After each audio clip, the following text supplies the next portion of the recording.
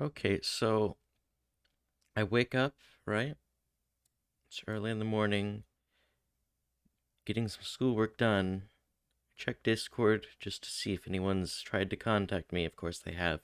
But ignoring that, the Splatoon 3 date has been announced as September 9th, which is 5 months. So in a little less than half a year, Splatoon 3 is coming out. Of course, clearly they're going to have a test fire before then because they've done that with both of the last two games, I do believe. So it wouldn't make sense that they would just not have it on a third one. Anyways, there's also a trailer to go along with it, and we're gonna get a reaction to that right now. So, I guess here is an example of what is going to happen in 5 months, or however long the test fire takes to come out. Let's get cracking.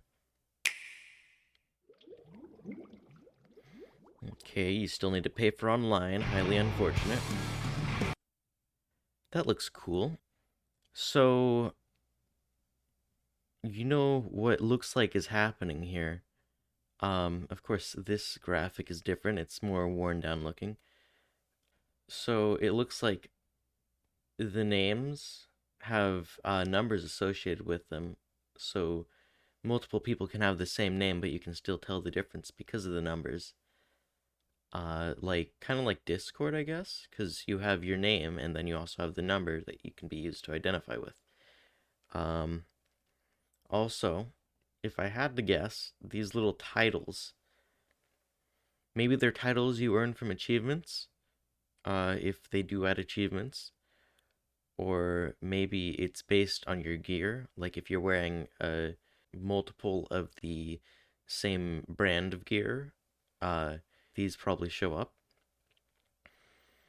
Uh, Eeltail Alley. That is an interesting name. I do believe this is the new map that was in the last trailer, or not the last trailer, but the last Turf War trailer.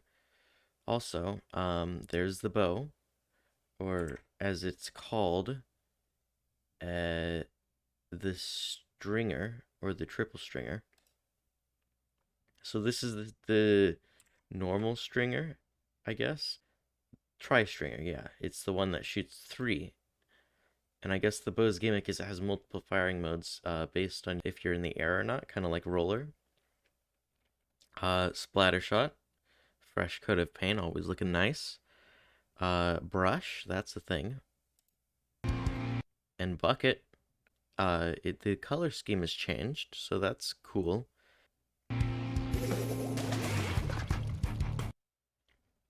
Okay, so we got the 96 cal, I think. The Splatter Shot Pro. I don't know if that's Forge or regular.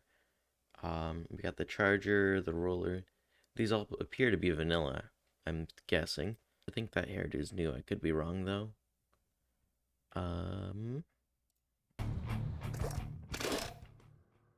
Okay, so everyone chooses their starting position. So this is Splattershot. Um, so Splattershot vanilla has suction bomb and Trizuka, so that's nice. The UI is different. It kind of has a glow effect, which I don't think works because none of the other UI has a glow effect. Besides that, it's essentially the same. Unfortunately, this is basically a hard confirm that we're only gonna have this way and Booyah as options for 3 games now. Also, this appears to be a spectator view, so there's the camera thing to switch, I'm guessing. Uh, so I guess that's a little bit cleaner, but also you have less freedom for which person you want to switch to.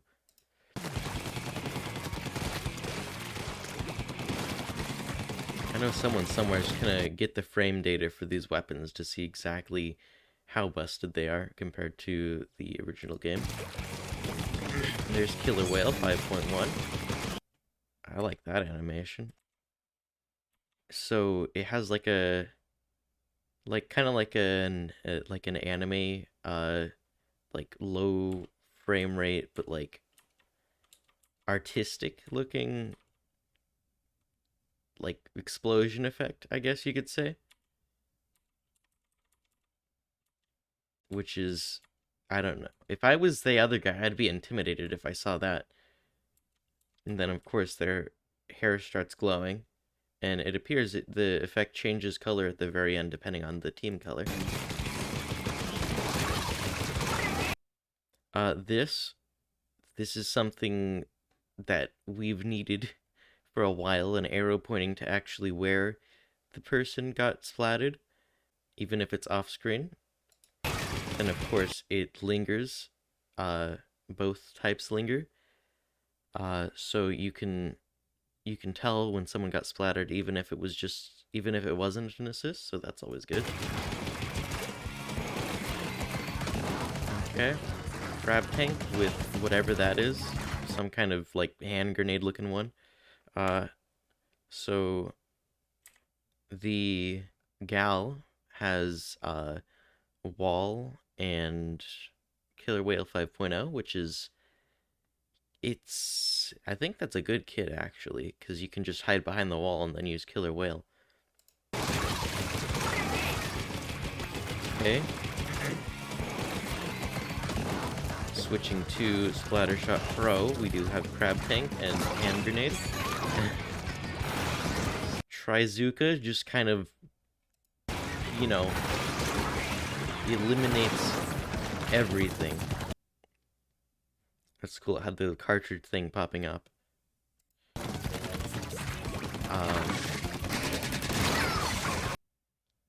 Bubble shield.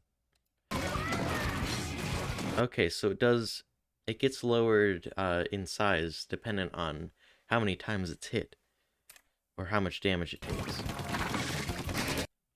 So that guy over there activated it. This guy is walking in a straight line and not like getting closer for some reason. Just has a laser through him, bruh. So they get splattered. This guy, attention-seeking bass dropper. Okay, so that's a confirm for these abilities returning, so that's good. The respawn timer, it looks like, has an animation for counting down. The charger has ink bomb and whatever that is. New special confirm, maybe? Perhaps? What even is this?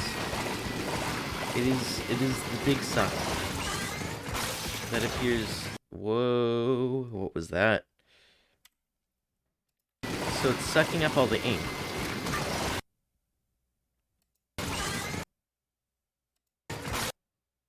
So it sucks up all the ink, and then it's also an offensive as it shoots like in front of it. So it gathers up all the ink, converts it to your color, and shoots it in an area in front of it. Or maybe it's like a precise shot, and then there's like a small area in front of it where it does damage too. Also, that is something I wanted to point out. That's a special. No? Is that just the weapon? That's the... Whoa. Hold up. The bow shoots shots on the ground that linger and then explode, it would seem.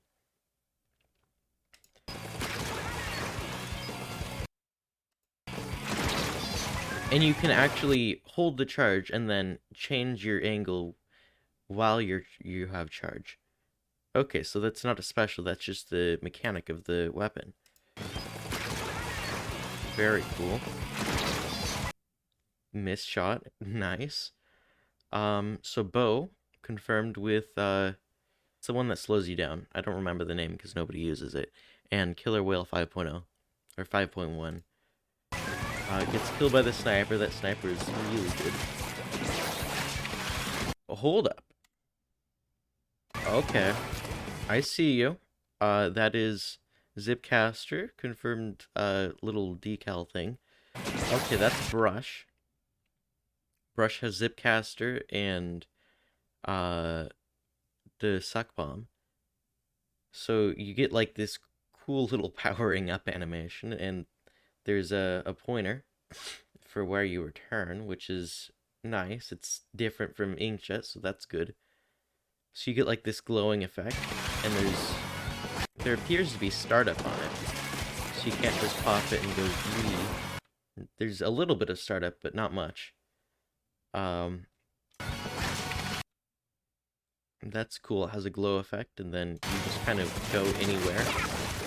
It doesn't appear that you only need to stick to inkable surfaces. It can also be uninkable, which could be broken. As you saw, you just bonked on there and then yeeted him with the brush. And then got sent back. Okay, what's the crab tank guy gonna do? Okay, so you do take full damage, it would seem, while you're in the crab tank. So you just take damage normally. I'm guessing the hitbox is larger because you're in a tank. So you have the multiple firing modes. What is going on here? Oh, it just disappears. There's no big explosion. That was anticlimactic. Okay, where are you going from here?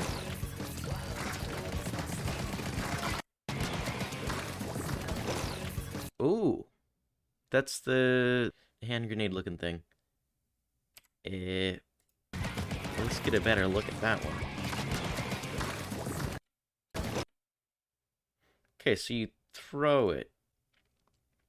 It looks like it has like a glitchy particle effect. Like maybe it's the replacement for echolocator. It just kind of goes. There's no fall off to it, which is unfortunate. Killer Whale 5.0, great looking animation. And then it just kind of lasers whoever's in front of the... Oh! So they changed perspective. Bucket has missile launcher. That's new and confirmed. Let's go. Also Splat Bomb. But more importantly, the coolest special in Splatoon 1.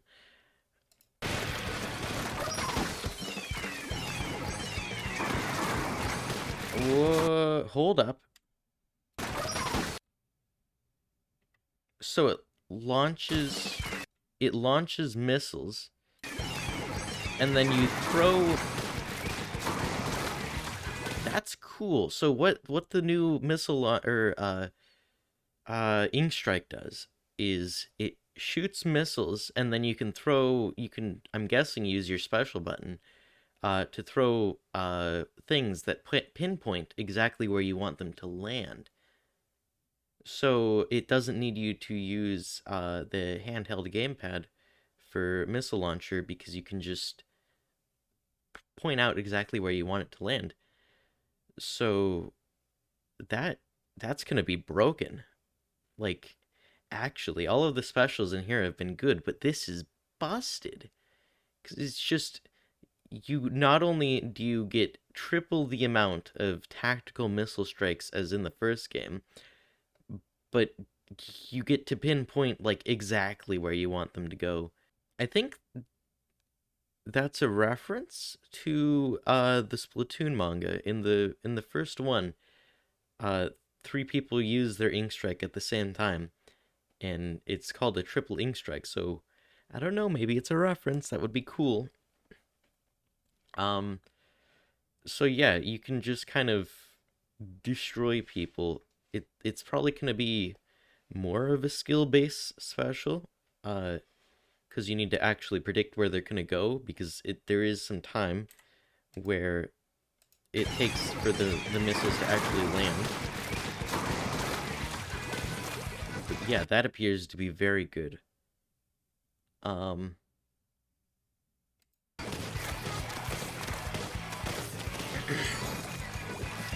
Alright, more bow action.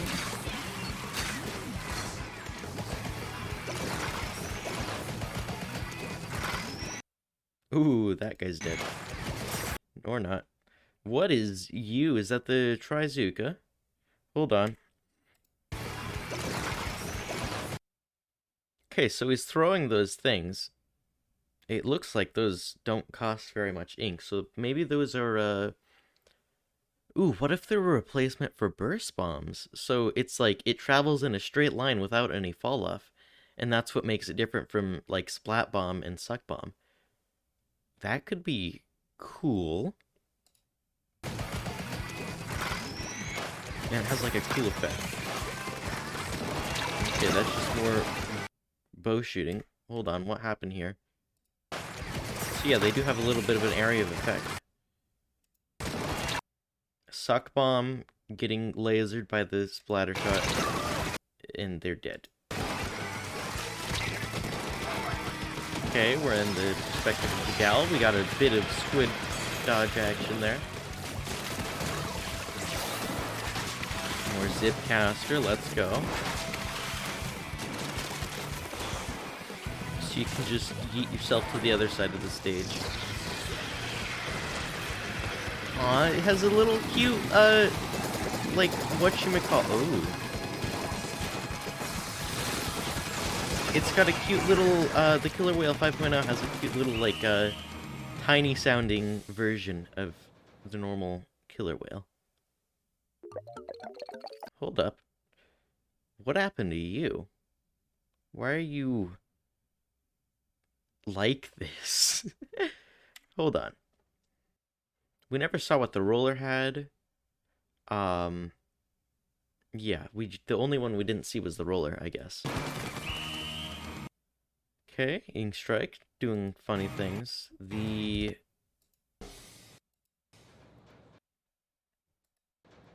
That has a tearing animation, which is cool. I think they just, like, kind of went slightly off screen in the first two. They just kind of zooped off screen. Get destroyed. Alright, stickers, let's go. Stickers are always cool. Now all the sticker brands are falling. I don't know if I like that, because the squids falling were funny. Or rising, or whatever. There are achievements. Number 1 splatter. Most popular target. Number 1 enemy splatter.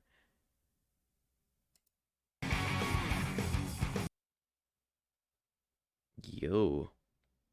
So it shows them one by one doing the cool stuff. Victory animations, by the way.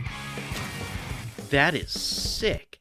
Like, this is so much more character than the first two games. Like, sure, they had the cool little victory animations where they, like, did, like, tricks, especially the umbrella one. That was cool, where you just float down. But now there's, like, actual dynamic posing, proper animations for this. It makes the last two games seem like pre-releases or something.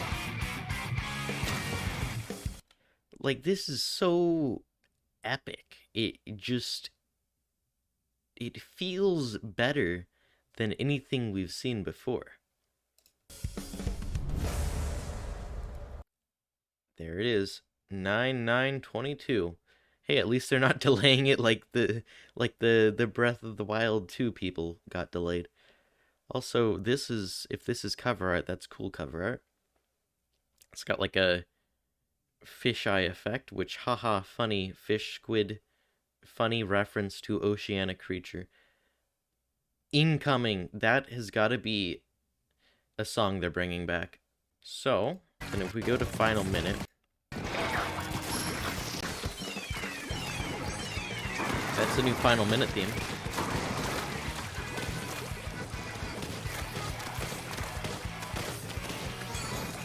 Okay, so what it's doing is it's going like, so the startup is the same, different, singers this time.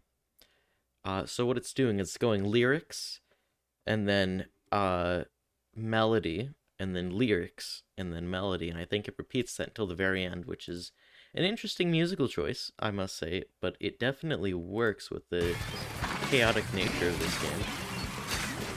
Also, proper placement of that can just kind of completely block off entire areas. We never did that. The keep your eye on this the bubbler. It just disappears. There's no closing animation, so this is still being worked on clearly. Um, I like this effect, the damage effect.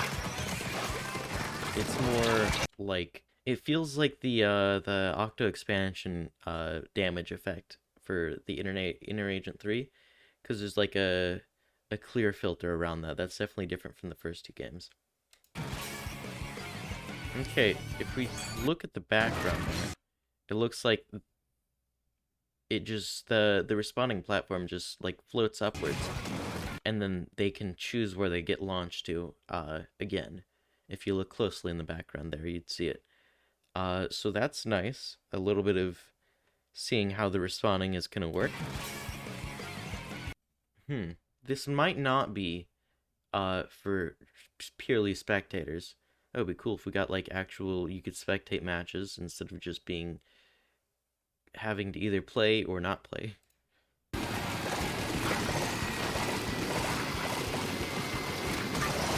Phew.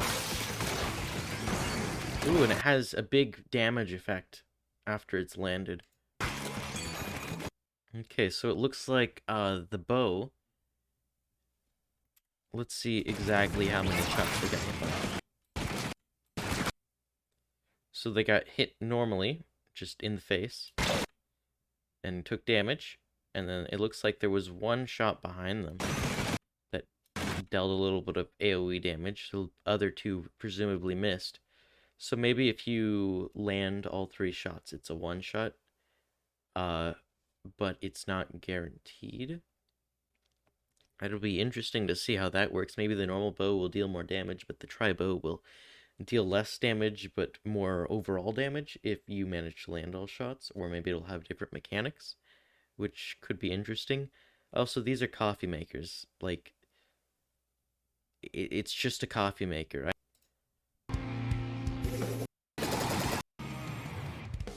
So yeah, yellow team wins. Very cool. So there are medals, there's some kind of an achievement system. So maybe you collect those and then you get these special names. So yeah, that's the end of the trailer. That's really cool that we actually have a date to look forward to. It is about time. I'm surprised they didn't like announce that this was coming out at a certain time. It just popped out of the blue. Reminds me of the old Minecraft updates. Yeah, Splatoon 3 incoming, available 9/9/22. Yeah, this is very epic and cool. Definitely stop by, watch this video for yourself, and give them a good ol' like and a sub, because it's Nintendo, and Nintendo has cool stuff like this that comes out. Also, be sure to comment stuff in the comment section, like Ayo cool vid.